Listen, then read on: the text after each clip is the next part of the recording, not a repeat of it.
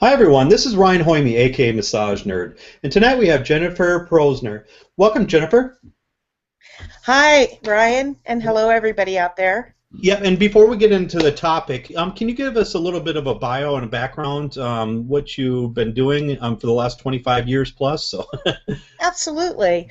Um, well, prior to going into massage, I was in corporate retail, and that was an interesting business to be in, but it wasn't very fulfilling, and I was looking for something that actually would be more meaningful.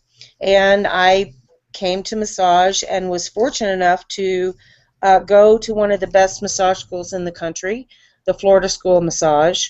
And I had an absolutely fantastic training there. Wonderful, wonderful school. I decided that my specialty at the time was going to be deep tissue and sports massage, so I went on and took a couple of advanced trainings, most significantly Mike Loomis's sports massage training, which was about 3 months long and also involved a pretty significant practicum.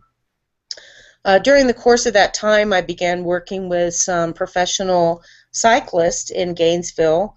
That's a big early training area, and had the opportunity to work with an Olympic silver medalist track cyclist by the name of Sean Wallace. And that kind of jump-started my career and my specialty working with cyclists.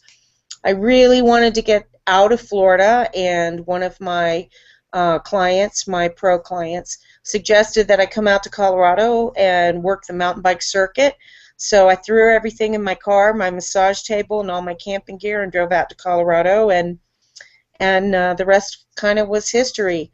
I spent 5 years working on the professional mountain bike circuit and worked with definitely the biggest names in the business in the early 90s, Ned Overend, Missy Giove, Allison Sider, Sylvia First, world champions, national champions, and got to travel the world. But eventually, I got tired of that, and I just wanted to stay put in my beautiful town of Durango, Colorado. And that was in 1995 was the last year I did active work on the circuit, and I've been had an individual massage practice here ever since. yeah, well, a lot of people think that traveling is so great and stuff, but it can wear on you, can it? Yeah, I think when you get to the point that you say, "Oh my God, I have to go to Europe again," it's really time to it's really time to hang up your suitcase. And that was kind of where I got. I just wanted to have a normal life and have friends and be able to go out to dinner and not feel like I was always living out of a suitcase. I kind of saw mountain biking up to where it was entered into the Olympics for the first time and became an Olympic sport. Got the opportunity to go to the 96 Olympics, not as a worker, but even better as a VIP, which was pretty sweet. I got to ride around in limousines and met the First Lady and a bunch of fun stuff like that. And it was a really incredible career. I feel like working with athletes at that level really teaches you how the body works because everything is so accelerated. Their healing process is so accelerated. Their injury process is more dramatic. Um, you get the opportunity to see what works and what doesn't. You're working with people in a very, very high stress kind of environment, so you have to really be able to be effective quickly. You have to learn how to do a session fast that's effective. And that was one of the things that Mike Loomis taught us in sports massage is how to do a full body in 30 minutes. And that came in very handy on the mountain bike circuit. Um, it also, it's just it's an amazing experience to work with professional athletes if that's something that you're interested in and that you want to do. And I was just incredibly blessed to have the opportunity to do that at that level. It's not something that a lot of people get to do, and for me it was wonderful, and I really, really, really enjoyed it. So it was a lot of fun, but I'm happy that, I'm not doing that anymore. It's really a young person's job, there's no question. I did a stint with a pro women's road team a few years back and realized, okay, I don't want to do this anymore. let the young kids take it over. So, And then yeah. you also know Benny Vaughn too. I do know Benny Vaughn. I was fortunate enough. As I mentioned, I went to massage school in Gainesville, and that's where the University of Florida is located, of course. And Benny Vaughn was the first massage therapist to introduce, excuse me, to introduce, sorry, allergies, massage therapy into a university setting of that caliber. And he had to be an athletic trainer to do it, so he had to go to school to become an athletic trainer to get his foot in the door. But part of our sports massage training was, excuse me a moment, I need to take some liquid here.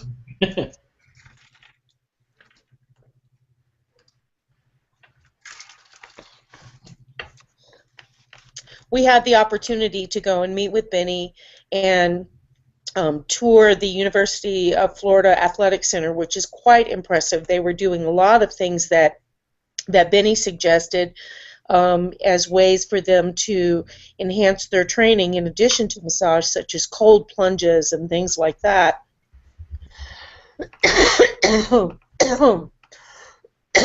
Pardon me, everyone. And, I just kind of had the opportunity to really get to know him, and he's kind of been a bit of a mentor to me throughout the years. He's a pretty busy guy, so I really try not to take advantage of that, but he definitely has been a resource for me when I've had questions, and very, very valuable. Incredible guy. If anybody ever gets the opportunity to take a class or hear Benny Vaughn speak, I highly recommend that you take advantage of it. He is an exceptional human being and a great gift to our profession, truly. Yes, definitely. I mean, he's a major icon and stuff. I mean, he's been around forever too and stuff, and even longer than you have. Oh my gosh. I think he might have been doing massage, I want to say close to 40 years. I don't know. I could be aging him here, Benny. I'm sorry if I do. But he's getting up there. It's definitely over 30 years. Yep. So, Yeah, I think wasn't it in the mid-70s? I think he started and stuff. And yeah, something like that, when massage was still a really weird thing to do. Yep. Yeah. Yep. So, why did you decide to have this topic then? 25 years in the trenches, a life of massage. Well, I think that with the fact that the length of a massage career has shortened dramatically. When I first started, the average length of career was 10 years. I believe now that it's about 2 years. And that's a pretty significant drop. And I think it takes a certain, you have to do something special in order to maintain a career for 25 years. And I know that there are a lot of other people out there like myself that are quote-unquote in the trenches, just doing the daily job of working on clients and doing massages every week and maintaining a practice year after year after year. And I think that there are things that I have learned in 25 years that that are pretty important, and I'd like to share them because I think that if you really take them to heart, in many ways they might help you maintain your career longer, and they might also help you change some things that maybe aren't working for you and that are maybe discouraging you. But I do think that massage is an amazing career. I've been very fortunate to have it. I still love what I do every single day. I mean, it's amazing. And I'd like to think that people could actually find satisfaction and could see this as a true profession rather than just a job that they did at some point in their lives. I feel like massage is a calling, and I feel like the people who go and do massage every day are special people, and I think it's important for us to find a way to really make this a true lifelong career rather than just, you know, a glorified waitress job or something. I don't know. And I'm concerned about the degradation of the profession, that people are leaving so quickly, that they're not seeing it as a viable lifelong profession. Yep. And do you think it would help if more massage businesses would have health insurance and benefits and things like that too, or? I absolutely think that that's something that's been missing in the profession for a long time, and I admit myself that I am guilty. I'm behind in terms of creating security for myself, and that's something I'm working on now, but I am playing catch up. And I think it is because so many massage therapists either work for themselves or work for somebody else that doesn't pay them benefits. They just pay them commission, or they pay them a percentage or whatever, and the massage therapists pay their taxes, and you know some massage therapists, not all, there's certainly a lot of smart business people out there who are probably way ahead of the game as far as this goes, but there's also a significant number of people who I believe probably aren't preparing for their future. And so they're just living hand to mouth and paying their bills and trying to make it. And you gotta. There's more to being a good massage therapist than just technique. And are you a mentor to anybody then? I'm not a mentor to anyone at this point in time. I'm going to be doing most of my mentoring in-house to the people that I hire as I expand. My goal is to build their business, and less so my business, as I'm older and I'm going to be transitioning out of doing so much massage and focusing more on running the business. But in-house training is something that I feel is an essential part of success of any business, and it's something that's not focused on enough. We all need training. We all need to refresh. And there's not enough. People just get kind of thrown into the soup and, okay, here you go. Do your massage thing, whatever it is, and we need to be more consistent in providing standards to our massage consumers so that they are getting a good quality product. And were massage schools a lot longer in time frame and stuff back in the day, or shorter? My training, including my sports massage training, was actually about 10 months, and that includes completing the practicum portion. So I think they're about the same. And of course, it varies state to state. New York, clearly, you have to have 1,000 hours and take a pretty complicated exam. The same thing in Utah.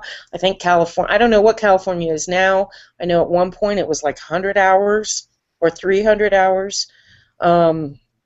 So there's a pretty varying level of education and what's expected out of a massage therapist. So for the consumer, it's somewhat bewildering because they don't know what to expect. They don't know what they're going to get.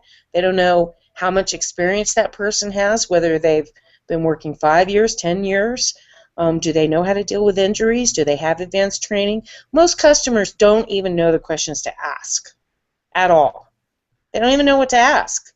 They just call, I want a massage because somebody told them this person is good, and that person may be good, but not for them, So I think it's difficult for the consumer to really understand what a quality massage experience is about. And I think in order to accomplish that, you need to train the people that are working with you. You need to train your team so that they understand what we're trying to offer to our customers.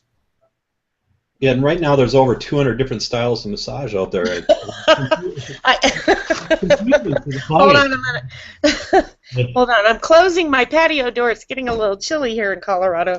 Oh gosh, I'm sure there's more than that, and within those styles there are a million different interpretations.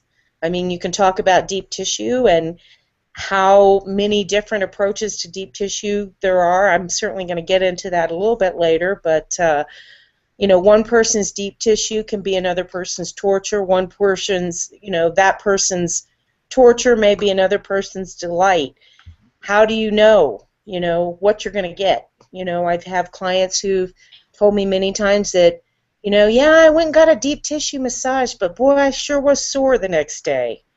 I don't know that that's great deep tissue, So, anyway. Yep. And then, what are some kind of things where we can make the clients feel like $1 million?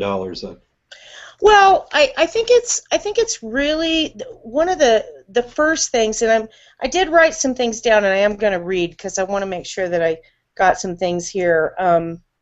But I think one of the most, I kind of wrote the 10 tenets of a great massage therapist.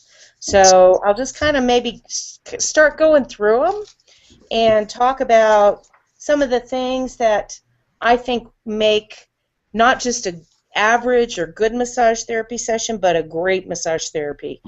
So number one is you need to remember first and foremost that you're working with a human being. You're not working with a condition, you're not working with an injury, you're not working with a problem, you're working with a person. And I think that's really what separates alternative medicine from traditional medicine, is that we do look at the whole person and we really try to assess what's going on with them, the whole package, not just, oh, your arm hurts, let me work on your arm. You should be trying to think about why is this happening to them? What is it that's causing the arm to hurt? So I think it's important to develop really good assessment skills that you can use when a client comes in. And you really need to assess them regardless of whether they're coming for the first time or the 500th time.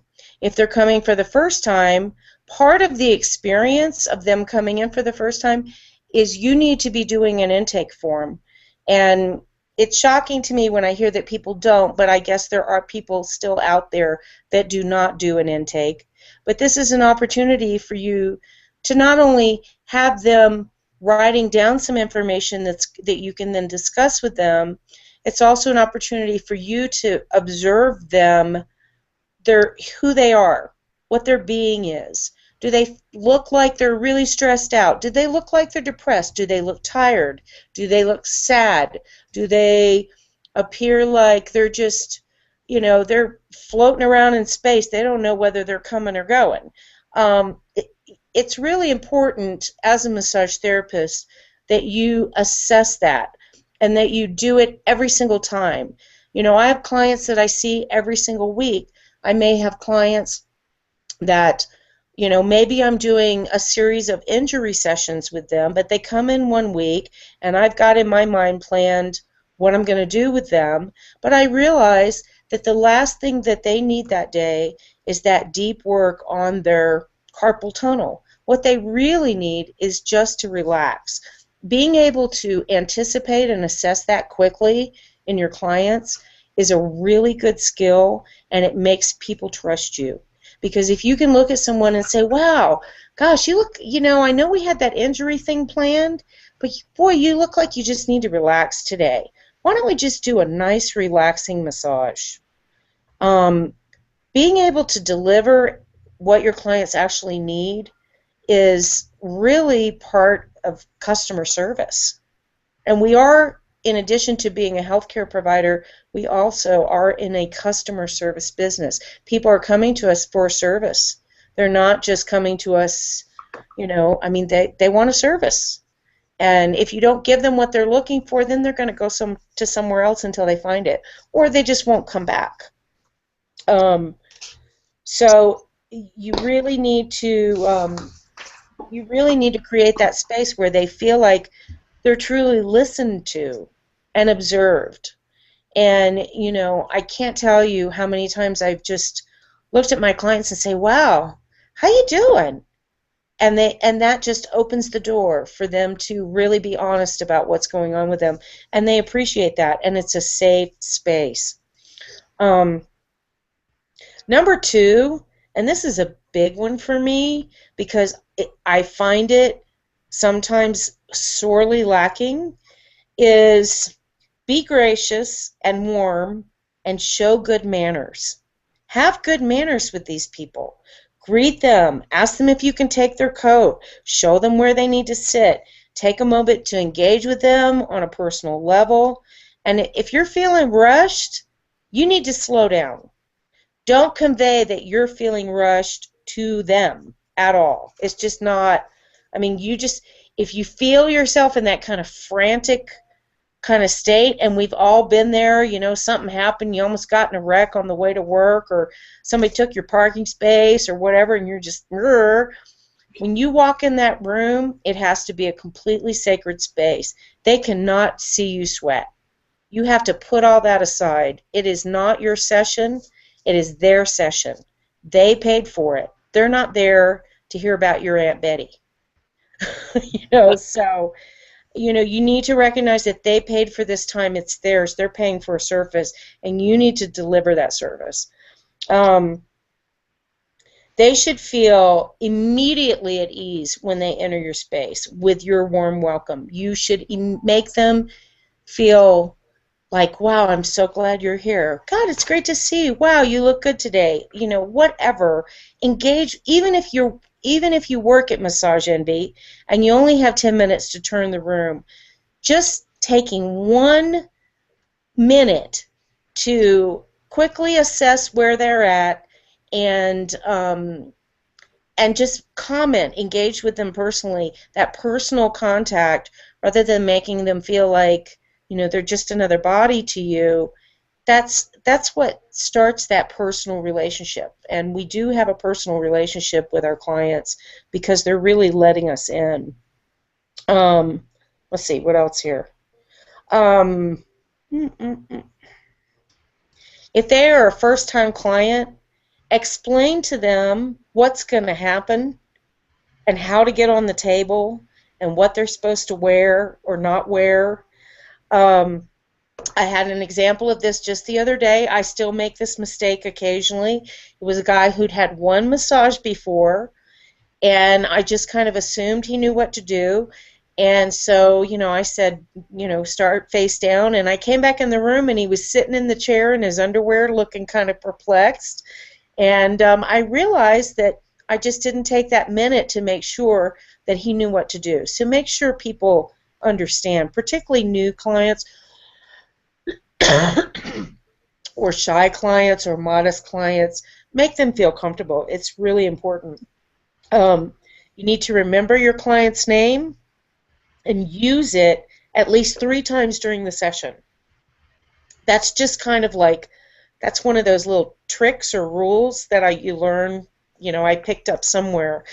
But repeating their name at some point, okay, Betty or, Brenda, it's time to turn over now or whatever. It makes them feel, it gives them a sense of security, and it makes them feel kind of welcome, that you're using their name.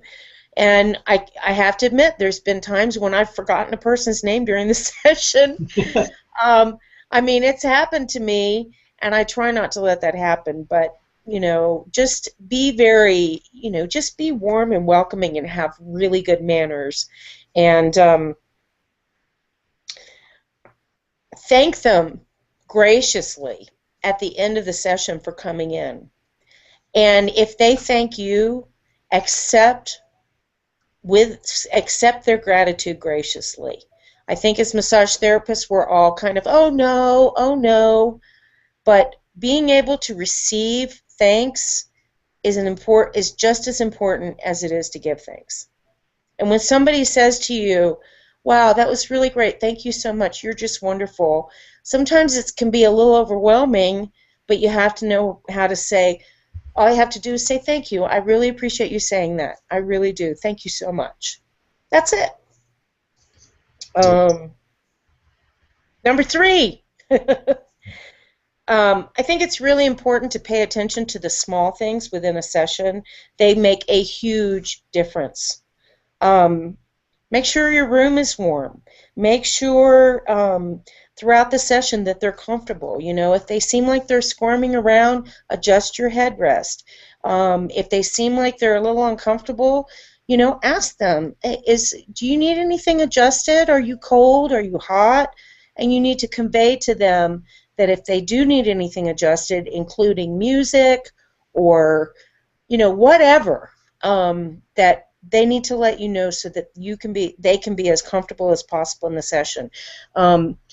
And really make an effort to make your room nice. You know, when people walk into your room, it should be clean and warm and inviting, and people should kind of feel that sensation of, oh, I'm here in this beautiful place, and now I get to relax and have someone take care of me. And your room should convey that. You know, I mean, if you don't have a lot of money, go to the thrift stores and buy stuff. I mean, I literally have furnished 2 offices out of thrift stores, yard sales, and garage sales. And every single client that comes into my office comments on how beautiful it is. And I mean, I didn't spend a lot of money. So, you know, every single person should be able to make their room warm and inviting, whether they have a lot of money or not. It's an investment. You can write it off. It's important.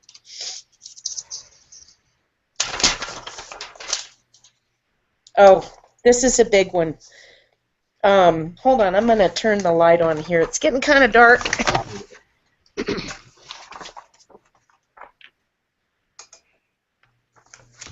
Sorry about that, everyone. Okay. I think this is probably one of the most key things in having your clients have an amazing $1 million session. You need to give them what they need and what they ask for. If they come in complaining of back pain, don't work on their feet first. Work on their back first. Go to what they ask for first. This is a customer service issue as well as a treatment issue. If you're going to work somewhere else, if somebody's got back pain and they've got a tight piriformis, you need to explain that to them and explain why you're doing what you're doing. Because there's nothing worse, and I'm sure all of us have experienced it, than laying on a table wondering when the person is going to get to what you came in there for in the first place. So you need to be prepared to switch gears. If somebody comes in and you have an idea that you're going to do something a certain way, you have to be prepared to change it. Everybody develops a basic routine. I mean, we all do that, but you need to be able to start prone, supine, feet first, head first, arms first, glutes, whatever they want you to focus on. That's where you need to go. You can't just do a massage the same way every time because that's what you learned. You've got to change it up.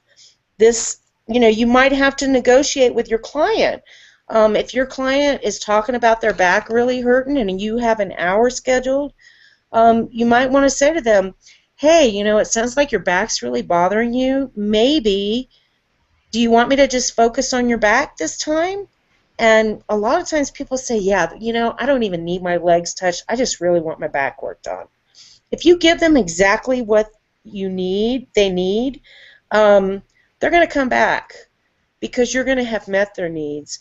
And it also helps you set reasonable boundaries with your clients about what you can accomplish in a given session, And this kind of brings me to number 5. This is all kind of together, but you need to have a plan, both for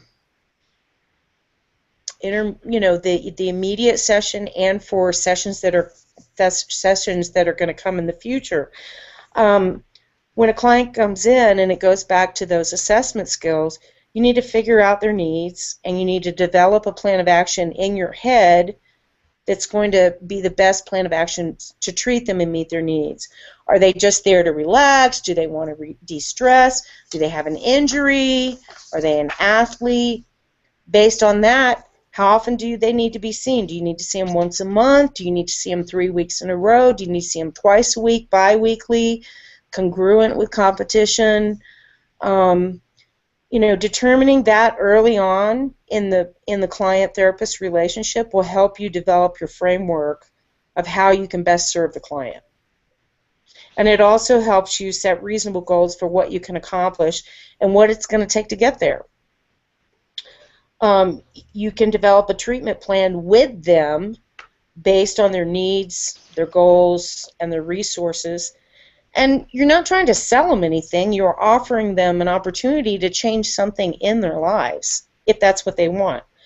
And having a plan of action in your head about how you're going to work with this person is going to help you present that to them. And it's also a time you can refer them to other alternative practitioners that can help them as well. And I do a lot of that. I have kind of like a team of people that I refer to: chiropractors, acupuncturists, naturopaths, physical therapists, a couple of general physicians, people that I will refer people to if I think it's appropriate, because sometimes it can't just be me. They need to work with other people in order for them to get better. And they really are appreciative when you help them resolve an issue, especially if it's a long-standing one. And I just encourage people to not miss an opportunity because you're afraid to be too pushy, to ask them to reschedule. If you don't ask, you won't get. And, a lot of times we'll just, people, because they're a little nervous about it, they'll just let somebody leave their office without saying, hey, I think this would be great for you. Would you like to reschedule? If you're getting consistent non-rescheduling, then you need to look at your skill set. Either professionally, your personal skill set, how you're interacting with your clients, how you're communicating. Is there something in your room that's uncomfortable? You need to look at everything. If people are continuing not to reschedule or don't want to reschedule, then you do need to really look at what's going on. Because my reschedule rate's probably about 85%. That's really good. Yeah. But I've been doing massage for 25 years. So, and then, in talking about the session itself and how to structure the session so that people, again, it's kind of that idea of that $1 million session, so that people really walk out of there feeling somewhat transformed. I think it's important to build your session so that you have a beginning, a middle, and an end within the whole session, and also within each section of the body that you're working on. There should be a feeling of starting, the middle, and a closure. Because and you can, everybody has their own way of doing that. For myself, my start is always just to put my hands very gently on their back and let them know that to take a deep breath. And this is their opportunity. When I do that, they know that they can be quiet. And I do not violate that space. If they talk to me, I will talk back. If they don't talk, I do not talk. And I would say that this is probably one of the biggest complaints that I get from other people who come in, is that the massage therapist talk through their whole session. And sometimes you just don't realize that you're doing it, but if somebody's not talking to you, don't ask them questions other than, are you warm enough? Are you ready to turn over? It's really important. You just should not violate that sacred silent space, because how often do we get to be quiet other than in a massage room? And it's so hard for a lot of therapists too. So. Yeah, and I think that if you go back to remembering that this is the customer service side of business, And I think for massage therapists, a lot of times if you go and get a massage, you end up talking to the massage therapist a lot of times through your session. So we don't notice this. But one of the things that I really like is when I go to a therapist and they respect the fact that because I don't trade, I pay. Um, that just because I happen to be a massage therapist doesn't mean that we can spend the whole session talking about the business. That's a quick way to turn me off as a client. I'm a paying client. I want my space. That's what I'm paying for. And I think other clients that come into you, now I do have some clients that absolutely love to chat. They talk my ear off the whole time. And they want to know everything about me and what happened here and did you hear about that? And if that's what they want to do for them, that's part of the session. And so I'm okay with that. But even those clients sometimes don't want to talk. And again, it goes back to that assessment. You need to create that opening space so that they know that if they do want to be quiet this particular time, that I'm not going to interrupt that space. That's their space. And I just think it's a really good rule to follow, not to take your cue from your clients rather than chit-chatting the whole time, because this is not a beauty parlor. This is a healing space. It should be. And then you need to create like a beginning, middle, and an end in each area of the body as well. So if you're starting on the back, it's a good idea to create a beginning, do the work in the middle, and then create a kind of a closing. And I take that on to a more, a smaller level too. I do that on the shoulder, I do that on the hand, I do that on the arm. That's just kind of the way I structure it. But by doing that, it enables you to move really smoothly and effectively from area to area and to really create a sense of flow. And I think a sense of flow, I think it's what separates great massage from good massage. I really like to create kind of almost a sense of ritual in my massage sessions, and I'm not talking about beating drums or anything like that, but just I really like and hope that the client is truly swept away from the cares of their daily life. That's what I want. And I listen for the ah, and I swear to God I hear it almost every time. Now I have some AAAs, they never say ah, but you'll feel it. It's like you'll see it, you'll hear it, all of a sudden they just go, oh. And you got them then. You know that you are doing exactly what you need to be doing right at that given moment. So if you shoot for that ah moment, you're going to be given a great massage. And everybody's different. So you can't be everything to everybody, and not everybody's going to stay with you, and that's okay. That's really okay. Don't worry about it. Just keep doing what you're doing. And number 7, I'm still working my way through this list here. We are facilitators. We're not necessarily fixers. If we are doing our job correctly, and this is my humble opinion, and I'm sure there are people out there that are going to disagree with me, we are facilitating optimal condition in the soft tissue so the body can actually work on healing itself. I just can't overstate that we need to respect the body's ability to heal itself and allow the space for that to happen. We need to recognize the limitations of what we can do as massage therapists. There are a variety of things that affect an individual's ability to heal, and we are just one little piece of that.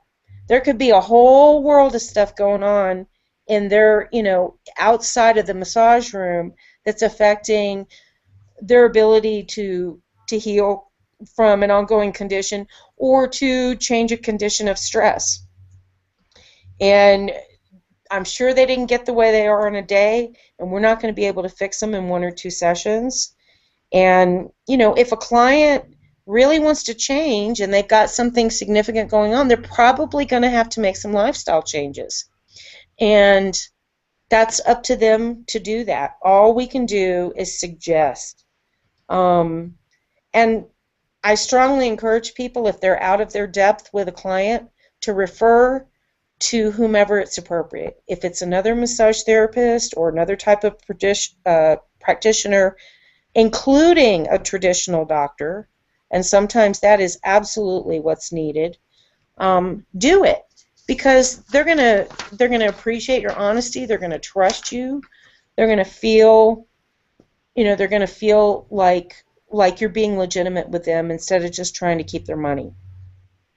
And there've been clients that I've referred straight out and said, I'm kind of at the limit of what I can do for you. This would be my suggestion. And that's always a good thing. I really think so. It proves that we have integrity as healthcare practitioners when we do that. Yes, definitely. Yeah. And I think also in line with that, it's really important to meet your clients where they are. Let's say that somebody comes in and they're really a AAA kind of personality. They're just go, go, go, and cell phone in the ear, and, the Google Glass on their eye, and they're running and they're running and they're doing this and they're doing that.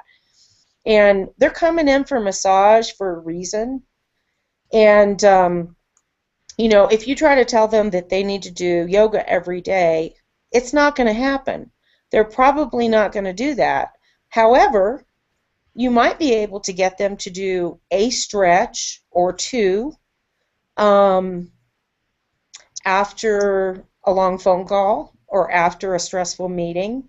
You can give them something, say, hey, I know your neck bothers you. Let me show you something that you can do real quick after you've been on the phone for a couple of hours that'll help your neck out and keep you from having this pain that you're having ongoing. You have to give people something that's going to fit in with their lifestyle. You can't expect them to just change who they are. And if you do, they're just not going to keep coming to you, because they're going to feel like they're not meeting your standards. They feel like, oh my gosh, so-and-so told me to do this and I didn't do it, so I don't think I want to go back. It's like they've been bad children. Yeah. And people don't want to feel guilty, So if you do give somebody some homework and they don't do it, recognize that you've put it out there. It's up to them to make the change. And one little pet peeve, and I've seen this on the Massage Nerd page and everything. Don't tell people to relax, for God's sakes. I mean, if they knew how to relax, they would do it. And when it's kind of like if you're in a fight with your spouse and that person tells you, calm down. It's the last thing you're going to do. It's like pouring oil on the fire. And if you're telling someone who's forgotten how to relax, they don't know what the heck you're talking about. You have to help them understand the difference. So you have to use, if you've got somebody whose arm is stiff like a board, give them a visualization that's going to help them change that. Like, I'll say something like, okay, just let your arm be heavy, or let your arm be soft, and a lot of times that's a little easier for them to do because they don't know what relaxation is. They've forgotten. They have no idea. They're in such a state of constant tension that they truly have forgotten what real relaxation is all about. And if you can show them how to relax and help them see the difference, that's a huge thing for people.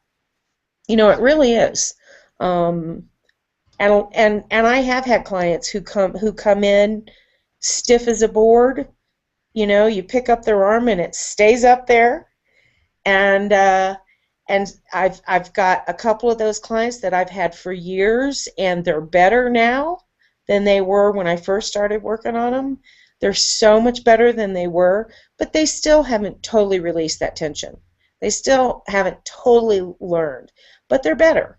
So meet them where they are, and be okay with where they're at, and don't be judgmental or disapproving if they're not doing everything that you're telling them to do. Because if they do even one thing that you tell them to do, that's amazing. Compliance is one of the biggest issues in traditional medical care. So don't expect them to do most of what you tell them. Just one thing, reward, encourage them and say, wow, that's great. How did that feel?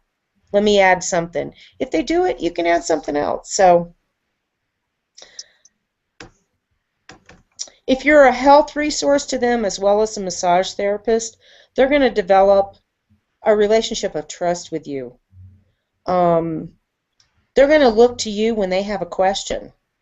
They're going to call you and ask you, what should I do?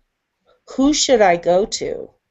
And when you have a relationship like that where people trust you that much, that is an incredible thing to develop with your clients. And the only way you're going to do that is by meeting them where they are, being honest with and communicative with them, and referring them as appropriate. Number 9, this is a big one. Slow down. Work smarter, not harder.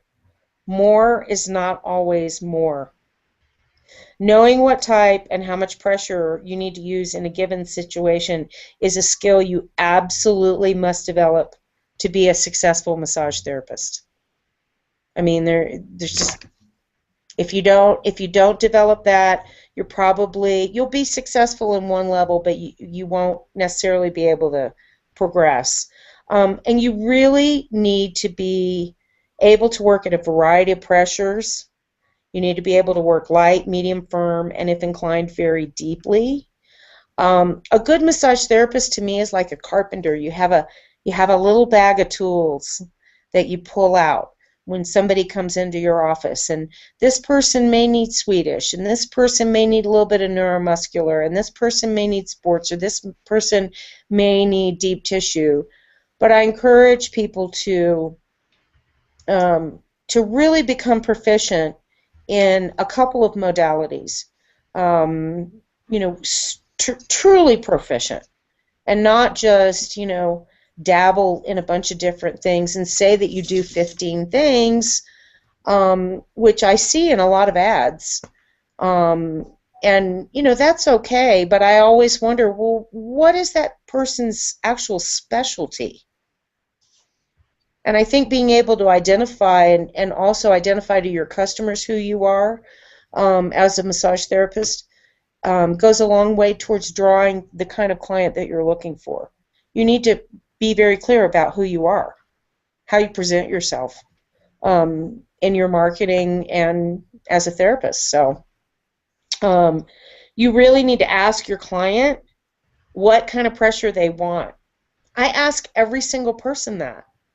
And I don't think I've had a few massage therapists, but I say more frequently than not, I have to tell them, they don't ask me.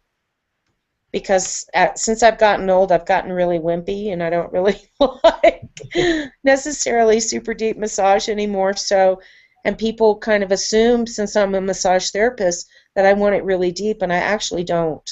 I want more of a flushing sort of relaxation massage these days. That's what feels better to me.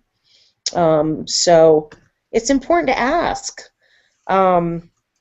If they don't know, you need to be able to develop the skill to figure it out for them, and kind of check in. But you should develop enough skill that you're not constantly asking them, is this pressure okay?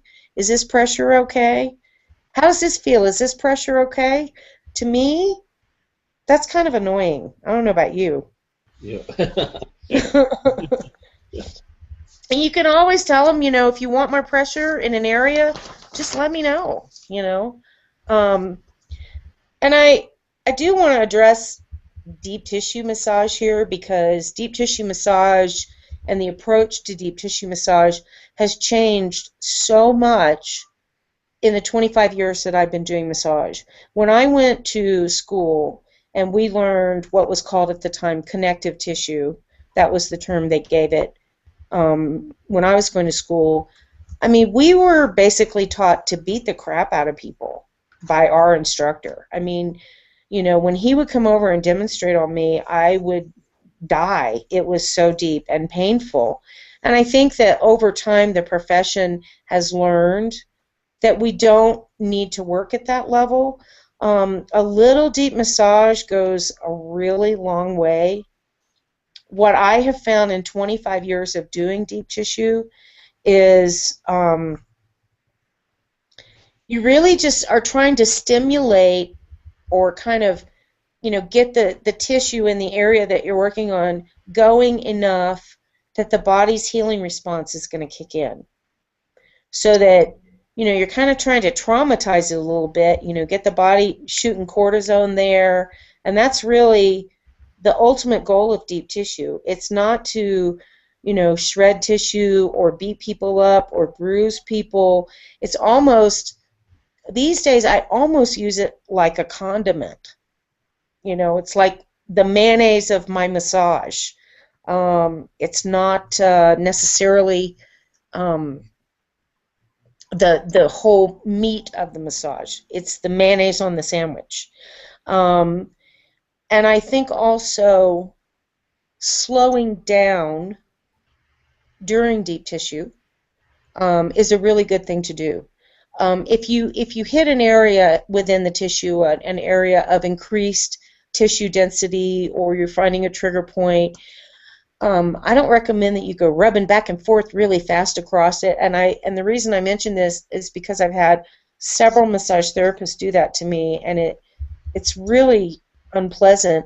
But if you really slow down and use your body weight to feel the pressure, you will feel the tissue density change just by doing that. You can slow it down, and you don't need to do so much. You can do a really slow, deep stroke and really get a lot done with 2 or 3 strokes, or 2 or 3 2 or 3 applications of neuromuscular or whatever.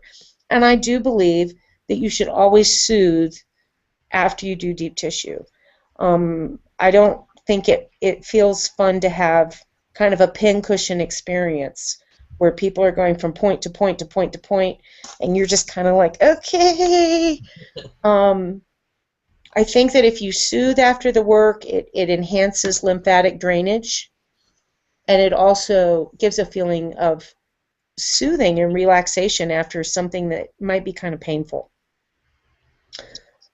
And number 10, gosh, don't be afraid to say, I don't know, to your clients.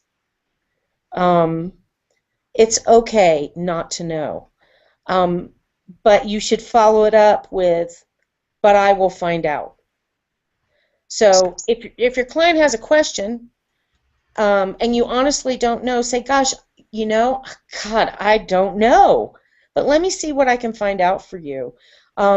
Same thing, if someone puts something on an intake form that you don't know what it is or you don't understand, for God's sake, ask them about it. Bless you.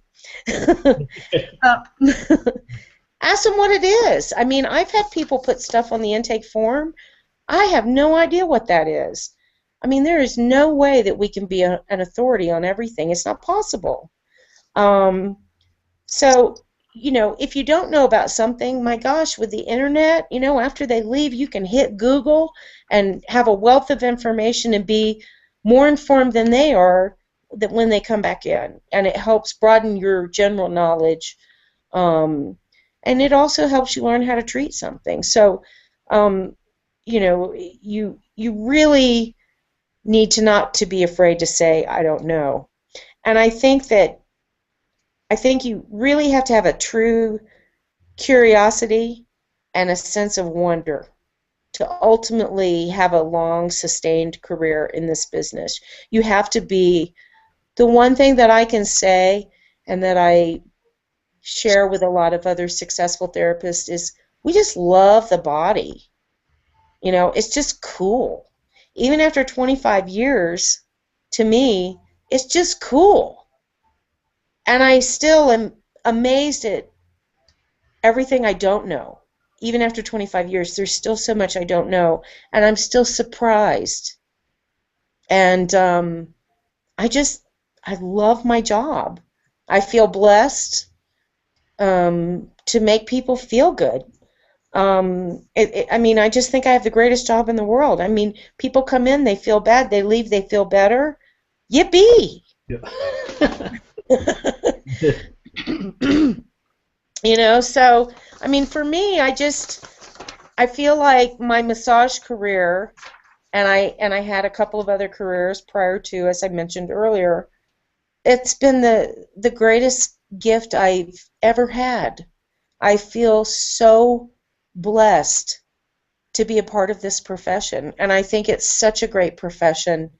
And you know, there's a lot of people like me out there that are quote unquote in the trenches. You know, we may not be as well known as some of the bigger names, but we're out there doing the work and we're living through it and we're doing the same things. And I think that, you know, the people that are successful for long periods of time, you know, we do have to develop a skill set over and above what happens in the treatment room. You know, there's no way you can really be successful if you don't. Yes, definitely. Whether you're working on for someone or working for yourself. Even if you're working for someone, you know, and obviously some businesses are different than others, but even if you're working for someone, you still are kind of running your own little business within their business. You still have to know how to walk people to the front door and make sure that they're going to reschedule with you.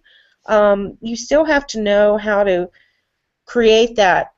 You know, you still have to know how to assess them. You still have to know how to get them to become a regular client. And your services will sell themselves if you're a good massage therapist. But there's more that happens than just being a great massage therapist. I've been to good massage therapists that had horrible rooms, or things like the room was really cold, going back to the original, making sure they're comfortable. The room was horribly cold, or, you know, it was noisy, or it was hot, or they were just missing that customer service element. And they may have been the greatest therapist in the world, but it just overall wasn't a great experience. And it should be a great experience from the minute they call you on the phone and you call them back. The way you answer the phone, the way you deal with them, it should be like they should be excited about coming to see you because of how nice you are on the phone. And we all have bad days and we all make mistakes, and I'm certainly not perfect. A lot of this wisdom I've gained the hard way. Yep, and By making these mistakes. it's almost like we have to be an actor all the time, even if we're having a bad day or anything else. We have to kind of hide that. So. Well, I think that pretty much anybody who's in a work setting has to do that. But I think in a massage room, because it is somewhat of a more intimate setting, that sometimes that we forget that we are there providing a service. And part of the service is recognizing, once again, that the customer has paid for the time. And, you know, I know we're running out of time, but I strongly encourage anyone who is a massage therapist, number one, to develop their business and professional skills. You know, the Chamber of Commerce in most towns offers business classes all the time that are either really cheap or even free. And I encourage any massage therapist out there who has been doing massage for 5 years or less to find a mentor that can help them. Somebody that they can call and talk to if they run into something that they don't understand. And I just encourage people to really make a commitment to the profession. It's a great profession, and I've been blessed to be in it for 25 years. It's definitely, yeah. So people can learn a lot from this interview too and stuff. There's so much wealth of knowledge. So. Well, thank you. And I just have three more quick things in the Okay. last minute. Um, don't forget the personal touch. In this day and age of high tech, getting a handwritten card can sometimes do way more than any fancy website. Do not overdo it if you plan on having a long career. No one can maintain a 25-year career banging out 25 sessions or more. And create additional revenue streams. Sell products, add new services or staff, or create a side business for yourself of some kind. Remember, your massage income is limited to what you can do personally. So if you're going to make a better living, you will need to find a way to generate some additional income. I really wish I would have started this part of my business much, much sooner. I'd be much farther ahead than I am. So that's it. Okay. Thank Well, you, everyone, and I just want to say thank you so much, Ryan, for offering this opportunity for massage therapists to communicate with each other. Thanks for the Massage Nerd group and all that you do. yep, thank you very much, Jennifer. And thanks All right. everybody for tuning in too. So thanks everyone. Have a great